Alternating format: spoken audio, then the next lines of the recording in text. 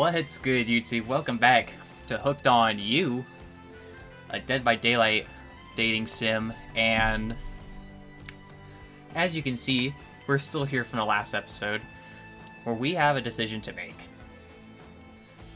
Huntress was explaining to us that, she tries to relax, but she can't, and anytime she lets her guard down, something terrible happens. And now we are given 3 choices. Like what? Totally. Or what about if we let our pants down? So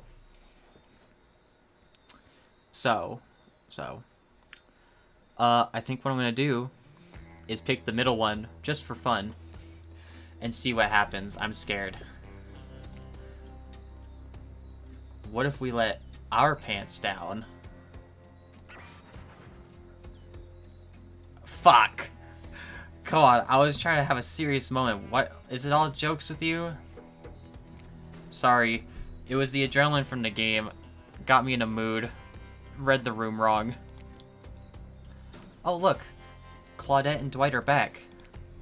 Okay, we swear we are here for a good reason this time. Yeah, no one is manipulating us this time. It's just time for dinner. Come get some grub. Fuck, we fucked up. I thought it was gonna be funny. I thought something could have happened. I fucked up. It's okay. What a fun day you've been having. I can see it written all over your face. You're shining. And that's not just like the remaining anxious sweat from spending an afternoon courting a psycho killer. No. You are really feeling this whole romantic experience. Don't worry. I'll keep your dirty little secrets. But enough gentle ribbing. It's time to get back to business. All the appetizing singles have arrived for dinner, including Trickster. Wraith is here too.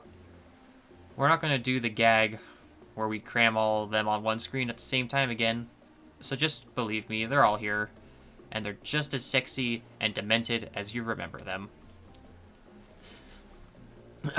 With your love on the line, everyone is being very careful not to offend you by saying the wrong thing. Whoa. Congrats. By the way, on getting this far. What did I say? Congrats, by the way, on getting this far. I'm surprised as you are... I'm as surprised as you are that these 4 are falling for you. No, not because of your personality, but because you just met them yesterday. However, since Race seems like the biggest long shot to end up holding onto your heart, he throws caution to the wind and speaks up.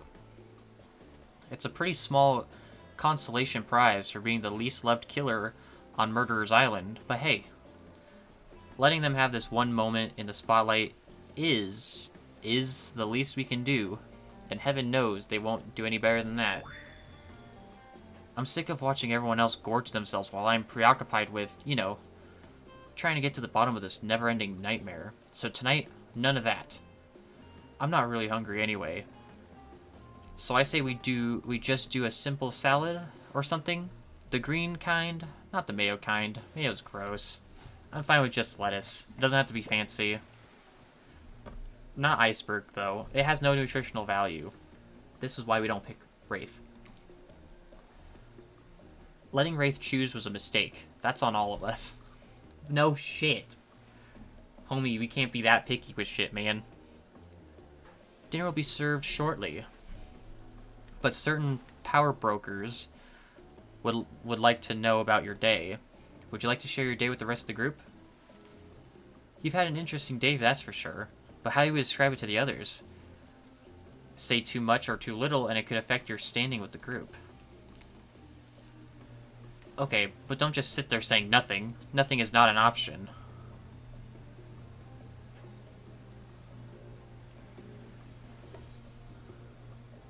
Tell of your brush with death? Joke about having kids. I don't think we want to embarrass Huntress, so we can tell him about the crab.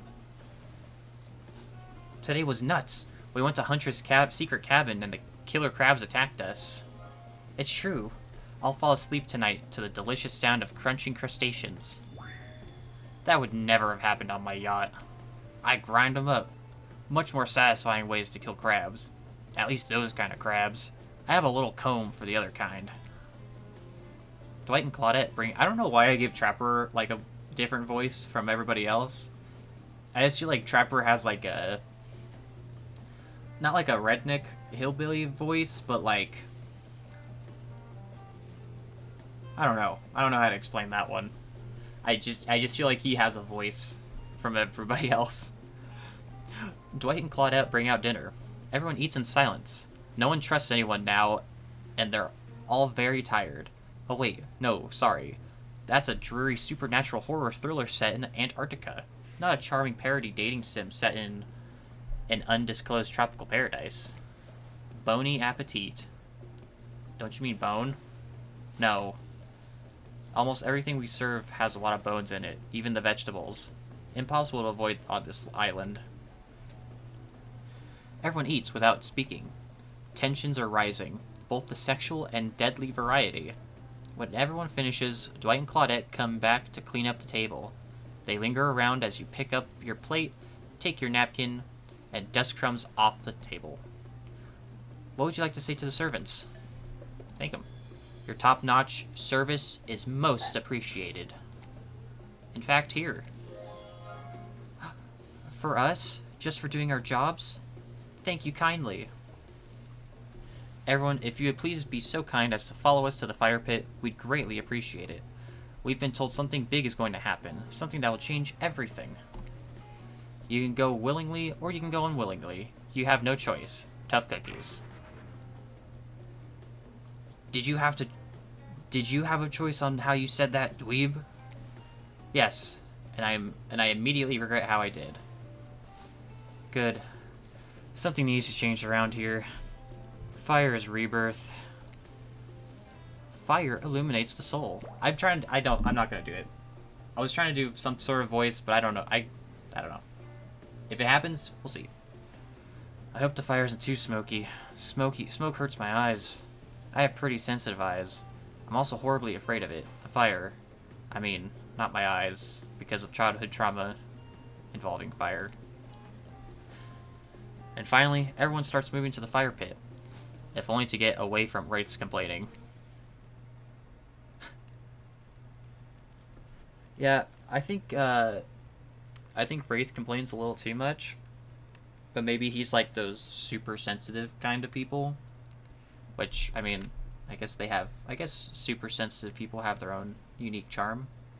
So if that's you, you have your own unique charm, man. Don't sweat it.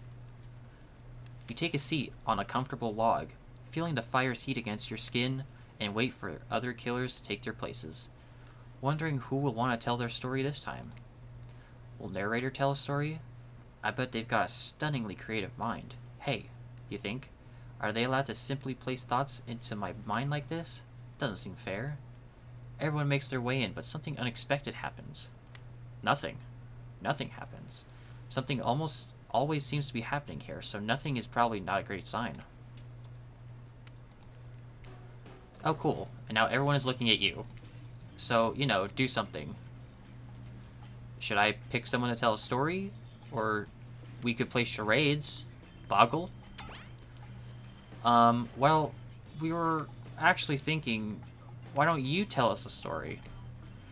Wraith points his spine and skull staff thingamajig at you. You duck out of its way. Who knows what that thing can do? Probably shoot lasers. Try not to bore us. We're just very interested in you. Don't speak for me, Huntress. Now you can't tell if you're warm from the fire, or if it's your nerves heating up. I know that the fire is right here, but maybe if we stop talking about it all the time, we can start to pretend it's not here and doesn't, you know, threaten to burn us alive. Hey, he's not supposed to hear me. Get out of here, Wraith.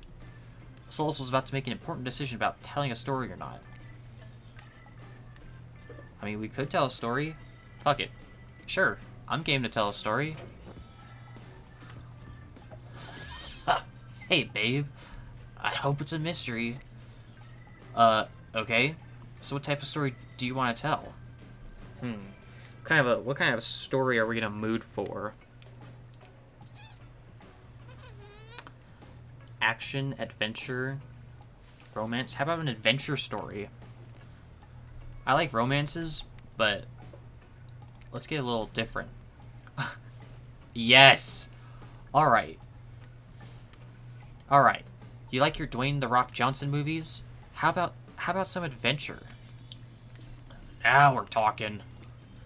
It's not my favorite, but I respect your choice and will nod politely. You don't have to say that, Wraith. Just nod politely. Okay, ready? Here goes. I really like to go fishing. Solid hobby. Great foundation for a story for sure. You pause. Everyone is waiting with bated breath. No pun intended. Oh wait, that's it? Not much of a story. Barely even a thought. My pun was better than that story. You sure that's all you have to say? No. No, I was just kidding. So what type of story do you want to tell? Well, now we can tell a personal story. Fuck it. I'll get a little personal now, if that's okay. Those type of stories are the best, and often the most sad. It's a bit of a love story. Is it about two strong hunters who meet when they both try to bludgeon the same Willy Wolverine? Wiley? Or, hey, babe? Or about a deranged killer who makes the only woman who ever believed in him witness a display of shocking violence? Not quite. It's about my parents. They met at a party in college. He was hosting and she'd been dragged there by some friends. Oh. They couldn't have been more different, and yet, as the night went on, they were drawn to each other. She made fun of his taste in music, and he took an interest in her major, women's studies. They were married within 2 months. A bit too soon if you can trust someone, don't you think? It's so sweet. Exactly. I learned a lot about love from them. If you know, you know. Some people don't need years to get acquainted with someone. Love could spark from the look across a campfire. Now you've got their attention. Each killer is furiously attempting to catch your eye from across the fire pit. It's quite alarming, actually. Except for the trickster, who has headphones and is loudly playing his own music to drown you out. Okay, that was not a very good story. I don't mean to insult you, but it was actually quite sad. Sorry, but this narrator keeps it real. We can't just end there. Who else would you like to hear a story from tonight? You look from killer to killer, trying to decide who might be the most entertaining. You know, so we actually haven't heard a lot from the Spirit. I feel like Spirit's like the one character in this game right now who we've had the least amount of contact with. Trapper obviously tried to fucking... what is it called? Bribe. He kept trying to bribe us. We have a good relationship with Huntress, and we've heard about him a bit, but he's annoying. So let's go with Spirit. I suppose I could tell a story. I don't really want to, but anything I say is sure to be better than whatever you get out of anyone else in this group. Like all good stories, I stole this one from someone in the past who is dead now and can't do anything about it. It's called The Bride, or technically, I suppose, the fiancé. One winter, a young couple decided that the next spring they would be married. The two were madly in love and could not wait for the snow to melt, so they could join in matrimony and unite their souls for eternity. Per the last bridal trends, they decided to have their wedding ceremony at the edge of the woods by a beautiful, shabby chic farmhouse. Together they spent months planning the details of the wedding. The two created invitations, figured out seating arrangements, and tasted 100 cakes before settling on the perfect one. They chose Lilikoi, by the way, so fancy. When it came time to figure out the decorations, however, the bride, or the fiancé, I guess, since she wasn't actually married yet, wanted to take the lead and set the style. After all, her boyfriend had been wearing cargo shorts and open-toed sandals for pretty much their entire relationship, so he was definitely not to be trusted. Having decided on such a lovely natural setting for the ceremony, the fiancé decided that she would create unique floral arrangements from the local wildflowers that surrounded the farmhouse. As soon as the sun rose on the first day of spring, she set off into the woods. Each day she spent hours mapping out where the best blooms could be found and prepared to pick them herself in the morning of the wedding, so that they be at the height of their freshness and beauty. Enamored with the incredible variety of flowers in the woods she surveyed, the bride, or the fiancé, since they had not been married yet, became obsessed with knowing just how many there were there, so that she could choose the absolute best. When the fateful morning of her big day finally came, the fiancé told her husband-to-be that she had one final errand before the wedding. Excited for the ceremony to come, she dressed in her beautiful white gown and set off into the woods to gather flowers. Treading carefully, she followed her route, selecting only the best stems and collecting them in a basket. However, when she came upon a once familiar clearing, something was not as she expected. Somehow, it turned out more beautiful now than it had been ever before. And just on the edge of her view was a new bush filled with blossoms so vibrant and colorful, she became dizzy just looking at them. But the fiancé ignored her sudden spell and pressed ahead, scooping up flower after flower, and every time she did, she noticed just further up ahead, and possibly even more beautiful flowers.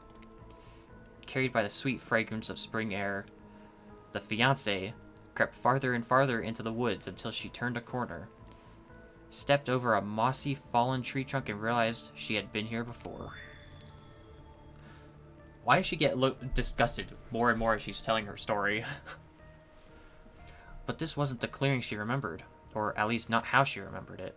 The flowers were suddenly overripe, decaying, falling from their stems into festering moldy piles on the floor.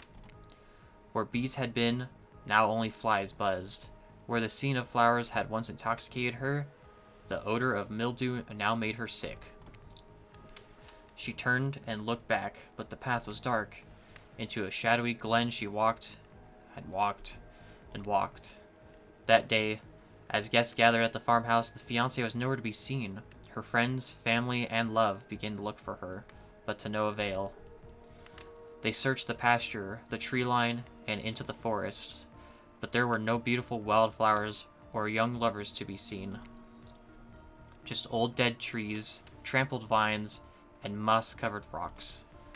The fiancé stayed a fiancé for eternity, always wandering, looking for fresher blooms to clip, but never finding them.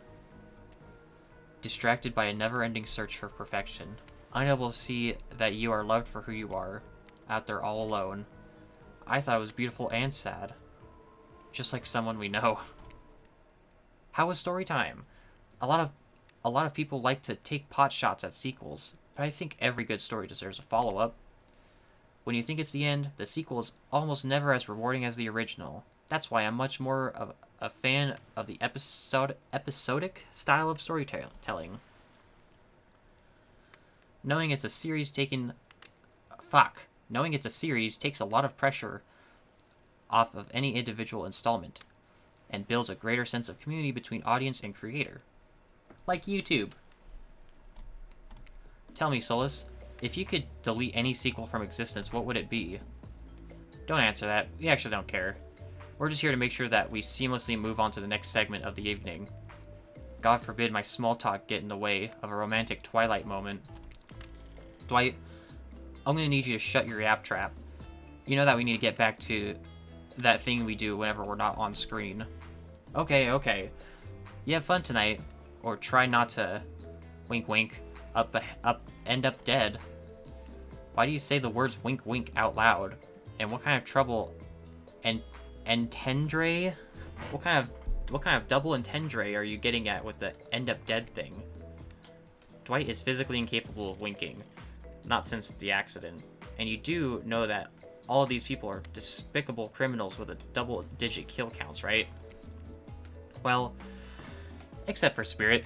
She doesn't really belong here. She's strictly a victim, not a perpetrator. No wonder she's pissed. Did I hear somebody's trash-talking Spirit? Deal me in. What do you say we take this talk to the hot tub so we can soak this bod while I roast that ghost with some killer hot takes? Please, enough with the burns. Enough talk of burns. Things are not lit or getting blazed. It's enough that these activities have to be set next to the literal fire. Must I be surrounded by figurative flames as well? What if we turned and ran as far away from this place as we could, just you and me? On those spindly legs, you'd probably tire out before you go too far. If it's running away to someplace more secluded Solus is after, they should obviously join me. Have you seen these legs? Pure power. Not that my walk speed really reflects my giant stature, but that's because I choose to move more slowly for stealthy reasons. It's my own choice, and it's completely logical. Why is everyone so obsessed with comparing themselves to each other and creating drama? I'm so over all that. Don't you get it? Society wants to trick you into fighting with each other so that corporations can swoop in and sell you fake solutions for all your fabricated problems. Jesus Christ. Well, I think right there, you guys, we'll save and continue in the next episode. So, of course, if you enjoyed today's episode, make sure to like, comment, and subscribe and hit the bell so you're always notified when I upload. Make sure to tell your friends and family about me. And you already know, I will see you all in the next one. Peace.